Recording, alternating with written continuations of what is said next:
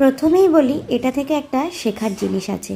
কি বলো তো, এটা হচ্ছে একটা লিপস্টিক প্যালেট। এই লিপস্টিক প্যালেট দিয়ে কী করে আমরা ফুল মেকআপ করব, মানে তোমার corrector, foundation, concealer, contour, lipstick, liner, kajal, mascara, টিপ, এভরিথিং সমস্ত কিছুটা করে করব, সেটা কিন্তু এই জিনিসটা দিয়েই আমি দেখিয়েছিলাম আমার ক্লাসে। এটা আর অন্য কেউ না, এটা হচ্ছে আমারই স্টুডেন্ট, তো ওর ওপরেই আমি দেখিয়েছিলাম।